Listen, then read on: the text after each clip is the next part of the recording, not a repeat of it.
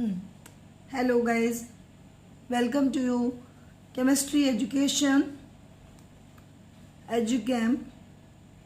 बच्चों, आज हम करेंगे NCERT exercise halo alkane halo arenes की, जिसमें हम फर्स्ट एंड सेकंड पार्ट में क्वेश्चन नंबर 1 एंड 2 कवर कर चुके हैं, जो IUPAC नेमिंग पर बेस्ड थे।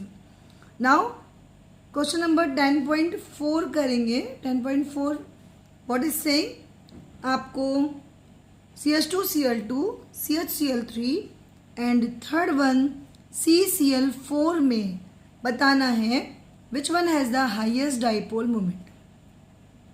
Highest dipole moment, what is the meaning of dipole moment? Dipole moment is mu and it is Q into D. इसकी value जो होती है वो क्या होती है? Q इंटू डी, मतलब पोलैरिटी को डिस्कस करना। तो जो डाइपोल मोमेंट है, देखते हैं किसका हाईएस्ट डाइपोल मोमेंट होगा। ये आपका जो डाइपोल मोमेंट के लिए पूछा गया था और ये पूछा गया है क्या किसका सबसे ज़्यादा है इन तीनों में। तो देखो CCl4 एक सिमेट्रिकल स्ट्रक्चर है। सिमेट्रिकल होगा तो सारे डाइपोल मोमेंट एक दूसरे को कैंसिल कर देंगे। जो भी डाइपोल मोमेंट CCl बॉन्ड के बीच में बनते हैं, अगर वो सिमेट्रिकल नेचर है तो यहाँ पर डाइपोल मोमेंट का कैंसिलेशन हो जाएगा, hence mu equals to 0। Now second one CHCl3, तीनों देख लेंगे हम, बैक साइड से चल रहे हैं। CCl4 पहले देख लिया क्योंकि सिमेट्रिकल था, इजीली आप बता सकते हो म्यू इक्वल्स टू 0। CHCl3, तो यहाँ पे CCl का डाइपोल मोमेंट बनेगा एंड CH का डाइपोल मोमेंट बनेगा। 3 CCl और इसका CH। क्या करेंगे, ये जो इसका रिजल्टेंट डाइपोल मोमेंट होगा CCl का, जो थर्ड रिजल्टेंट डाइपोल मोमेंट होगा, वो क्या करेगा, इसकी वैल्यू को रिड्यूस करेगा।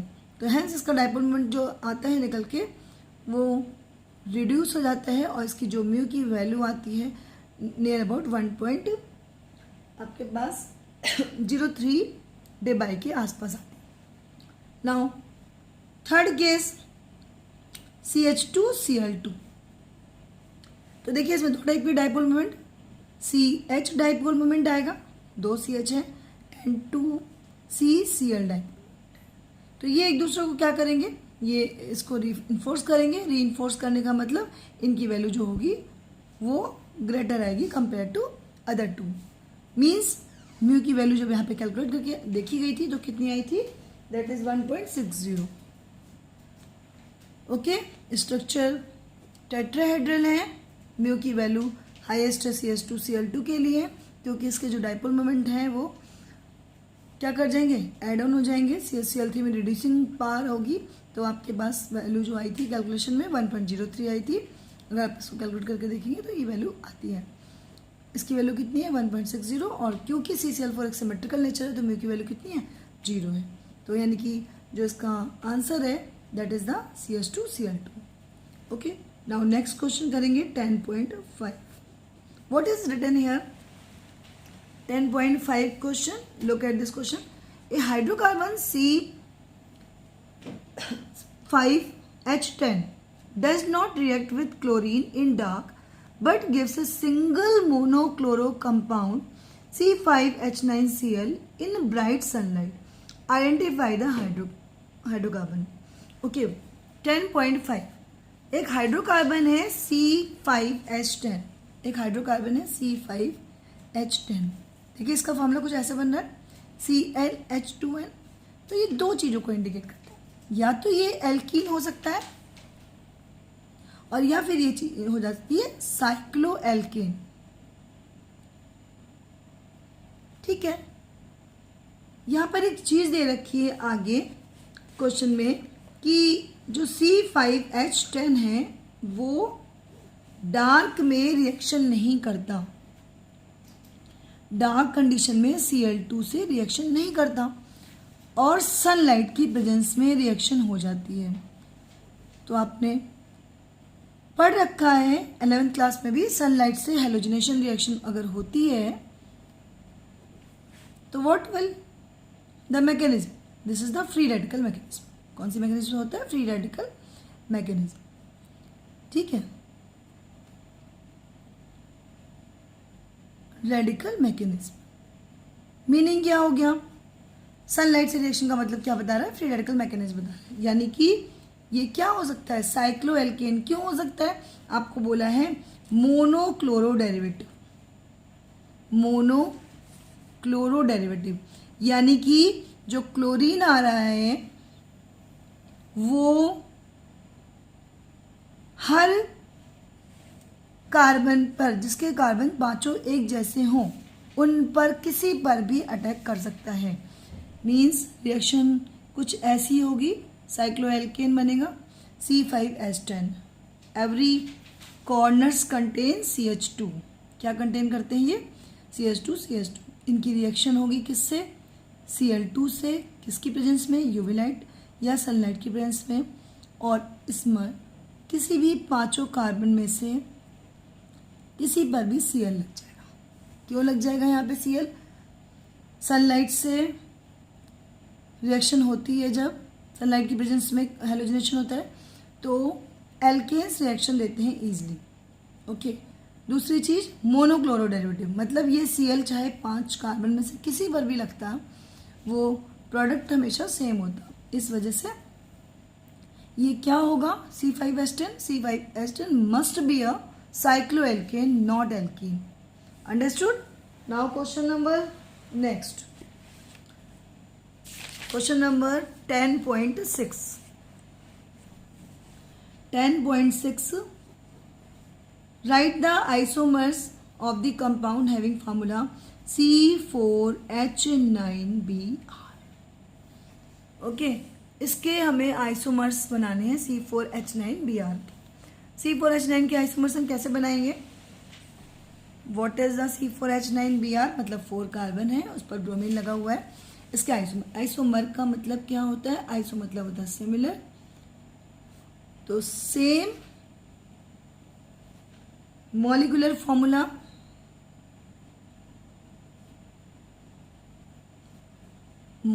Formula, but different structure. ठीक है, स्ट्रक्चर क्या होगा? डिफरेंट होगा। तो ये आइसोमर बना के देगा C4H9Br। इसके कितने आइसोमर्स बन सकते हैं? आइसोमर की एक पहचान करते हैं। आपको जितने भी आइसोमर्स बन सकते हैं उनको बना लेते हैं, उनकी नेमिंग करते हैं। किन्हीं भी आइसोमर जिनका नाम सिमिलर होगा वो एक ही तरह से काउंट होगा, मतलब वो सिंगल है। तो C4H9Br का मतलब सबसे पहले हम स्ट्रेट चेन में Br को लगाते हैं, Br। Okay, CH3 CH2 CH2 CH2। okay, name of this compound is 1-bromo-butane। now Br को अगर सेकेंड कार्बन पे लगा दें तो क्या बन जाएगा? CH3 CH2 CH3। okay, this secondary। what is the name of this compound? 2-bromo-butane। now this is the primary, this one is the secondary। Tertiary भी हम इसको बना सकते हैं। कैसे? Third one is CH3 CBr CH3, और इस carbon को रिप्लेस करके यहाँ पे ले हैं तो मीन्स क्या हो जाएगा? CH3, टर्शरी बन जाएगा। What is the name of this compound? 2-bromo-2-methyl propane। Okay, now fourth one हम एक तरीके से और बना सकते हैं। देखिए, दिस इज द 1-bromo-butane, 1 पे Br लगा है। अगर इस CH3 को हम यहाँ लेकर आते हैं तो there is no change, secondary होगा। लेकिन अगर हम इसको यहाँ पे देखें, मीन्स आइसोप्रोपाइल टाइप का ग्रुप बना दें तो ये फोर्थ आइसोमर भी दिखाई पड़ेगा। कैसे? CH3 CH3 CH2 Br। this one is the primary but अब की बारी ग्रुप कैसा आ गया, this one is the isopropyl, isopropyl. तो what is the name of this compound,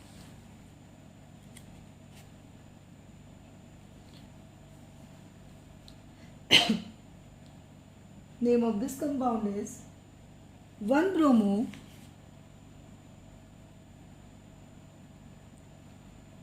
2-methyl propane, propane. Okay, now next question is 10.7.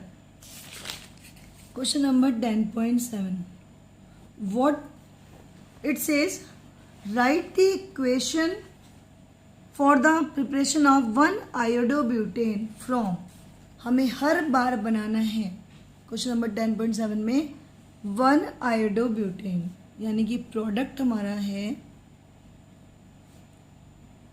1 iodobutane। First case, किस case से बनाना है, 1 ब्यूटेनॉल से। 1 butanol means CH3 CH2 CH2 CH2OH, इससे हमें बनाना है 1 iodo. तो आपने ऐसे बहुत सारे रिएक्शन देख रखी हैं जिसमें OH को हम हेलोएल्केन में चेंज करते हैं। जब OH को हेलोएल्केन में चेंज करते हैं तो किसी भी इक्वेशन से हम अल्कोहल से रिएक्शन करा सकते हैं। सपोज हमने रिएक्शन इसकी करा दी SOCl2 से, ठीक है, तो ये बन जाएगा CH3 CH2 CH2 CH2 Cl। Now reaction करा दे किससे, सोडियम आयोडाइड से। This reaction is known as Finkelstein reaction. एक रिएक्शन को करने के बहुत सारे तरीके होते हैं, तो आप किसी भी मेथड को यूज़ कर सकते हैं। CH3 CH2 CH2 CH2, understood. तो क्या करेंगे, अल्कोहल से पहले हमने हेलोएल्केन बना लिया, हेलोएल्केन की फिंकलस्टीन रिएक्शन करा दी। This one is the iodobutane, 1 पर आयोडो है, आयोडोब्यूटेन मिल गया। नाउ सेकेंड पार्ट बी, यानी कि सेकेंड में हमें कैसे बनाना है, 1 क्लोरोब्यूटेन। देखिए ये और इजी हो गया, 1 क्लोरोब्यूटेन से बनाना है, यानी कि CH3 CH2 CH2 CH2 Cl से 1 chlorobutane. This one is the 1 chlorobutane. इससे हमें 1 आयोडोब्यूटेन बनाना है। तो बताइए, ऊपर वाली रिएक्शन में हमें सेम एक स्टेप कम कर देना है, NaI से ही रिएक्शन करा देंगे, रिएक्शन अभी भी फिंकलस्टीन ही होगी, ठीक है। यहाँ पे हम ड्राई ईथर यूज करेंगे। तो reaction is CH3 CH2 CH2 CH2I। This is the halogen exchange reaction. ऊपर वाली रिएक्शन में भी हम ड्राई ईथर यूज करते हैं। Okay, now question number third, question number 10.7 third part, but 1-इन। ब्यूट 1-इन से क्या बनाना है, 1 आयोडोब्यूटेन। ब्यूट 1-इन, ब्यूट 1-इन मीन्स 4 कार्बन ही है और डबल बॉन्ड लगा है फर्स्ट कार्बन के बाद, ब्यूट 1-इन। This is the CH3 CH CH and CH2, but 1-इन। सोचिए, ब्यूट 1-इन से क्या बनाना है हमें, 1 आयोडोब्यूटेन। तो कहीं से भी हमें फर्स्ट कार्बन पर कुछ ऐसा मिल जाए जिससे हम आगे फिंकलस्टीन करा सकते हो या फिर कोई ऐसी रिएक्शन करा सकते हो। तो हम इससे रिएक्शन करते हैं HBr। HBr की रिएक्शन कराएंगे, बट ये रिएक्शन होगी कब, जब पेरोक्साइड प्रेजेंट होगा, तभी हमें फर्स्ट पोजीशन पे ब्रोमीन मिल सकता है ना। ये सोचना पड़ता है देखना कि Br को हम फर्स्ट पे अगर ले आए तो पेरोक्साइड होना चाहिए, मतलब रूल लग गया एंटी मार्कोनिकॉफ। तो जो प्रोडक्ट आपका बनेगा ultimately CH3 CH2 CH2 CH2 Br। कैसे? Br is the negative part, Br जाएगा किसके पास? इस कार्बन के पास, और H जाएगा इस कार्बन के पास। अंडरस्टूड? तो उसके बाद क्या करेंगे? उसके बाद इस रिएक्शन में Br कर दीजिए वही same reaction, NaI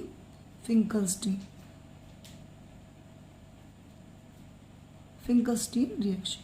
Then product is CH3 CH2 CH2 CH2I. Okay, 1 iodo ब्यूटी। अंडरस्टूड बच्चों? आई होप कि आपको ये क्वेश्चन नंबर 10.4 से 10.7 समझ में आएंगे, और इससे पहले के पार्ट में हम 10.1 से लेकर 10.3 तक क्वेश्चन कर चुके हैं पार्ट नंबर 1 एंड 2 में। ओके, नेक्स्ट पार्ट में next question NCERT haloalkane and haloarene की। Okay, thank you, bye bye.